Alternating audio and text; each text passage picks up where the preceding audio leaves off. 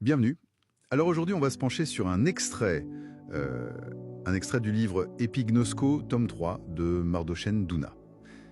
On va regarder de près le chapitre sur la science Christ et son application aux finances. Un sujet sensible, souvent. Ce passage, il s'attaque à une tension assez palpable en fait. Comment on concilie l'idée que l'argent peut être un obstacle spirituel, Oui, le fameux Dieu et Mammon. voilà ça, avec d'un autre côté la notion que la bénédiction divine peut aussi inclure la prospérité matérielle. La source est donc clairement théologique. Elle explore la puissance de Dieu dans nos finances. Notre objectif, c'est de voir un peu comment l'auteur explique l'écart qu'on observe parfois entre les promesses d'abondance et puis la réalité financière de certains croyants, et quelles solutions il propose. Alors, allons-y. L'auteur y commence fort. Il dit que le nœud du problème, ce n'est pas l'argent lui-même. Il le voit comme une création de Dieu, quelque chose d'utilisable. Il mentionne même que le ministère de Jésus a bénéficié de dons matériels. Oui, c'est ça. Le souci, ce serait plutôt notre relation à l'argent. Une relation qui serait faussée par ce qu'il appelle l'esprit du monde. Qui le présenterait à tort comme la source unique de sécurité, c'est ça? Exactement. Du coup, il insiste sur le besoin de déconstruire certaines idées reçues religieuses, voir l'argent comme un outil en fait, un serviteur potentiel. D'accord. Pas comme un but en soi, ni forcément comme quelque chose de négatif. Voilà. Et ça nous amène direct au paradoxe qu'il soulève. Si les croyants sont dits bénis de toutes sortes de bénédictions, pourquoi tant de difficultés financières parfois? L'analogie qu'il utilise est assez parlante, je trouve. C'est comme recevoir un meuble super sophistiqué en kit. Mais sans la notice de montage. Oui. C'est ça. Ou avoir beaucoup d'argent quelque part, mais pas de carte pour y accéder là où on est. Et ce qui est intéressant, c'est qu'il dit « les bénédictions, elles sont là, elles sont disponibles, mais il manque une clé pour les manifester. » La fameuse sagesse, le mode d'emploi spirituel dont on parlait. C'est ça, cette sagesse viendrait du Saint-Esprit. Et notre situation financière, elle reflèterait nos croyances profondes. Et justement, quelles sont ces croyances qui bloquent, d'après lui?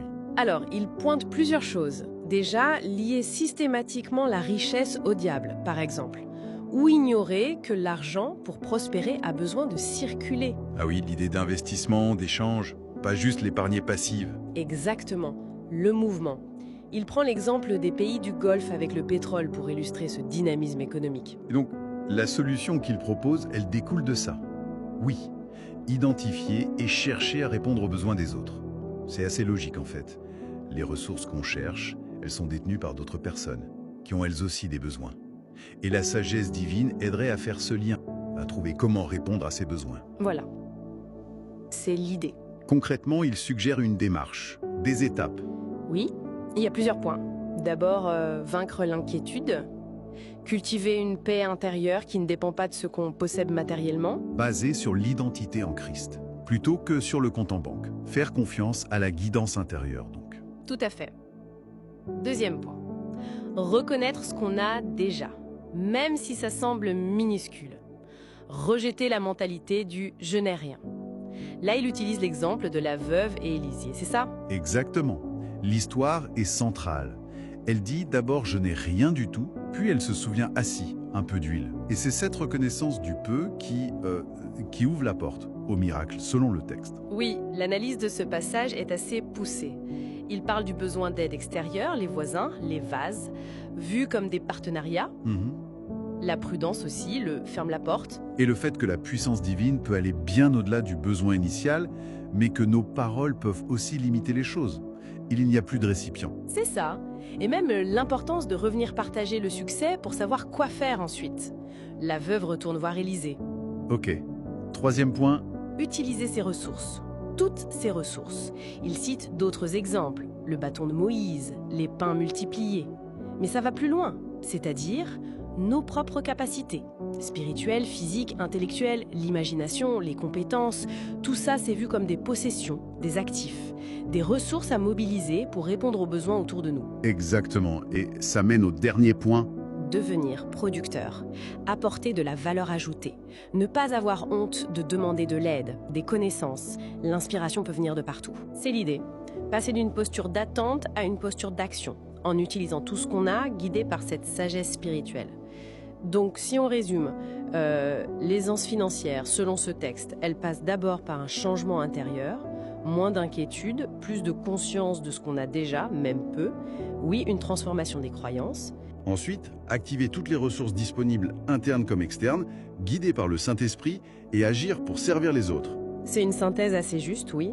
Et il termine sur une note prospective intéressante. Ah oui. Avec le numérique, l'argent dématérialisé, il se demande si une connaissance inspirée pour manipuler l'électronique, comme il dit, pourrait être une solution financière future. Manipuler les flux financiers. Voilà. Mais il pose tout de suite la question éthique.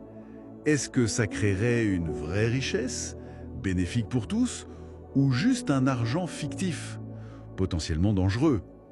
Question laissée ouverte, matière à réflexion. Exactement. Pour un approfondissement personnel.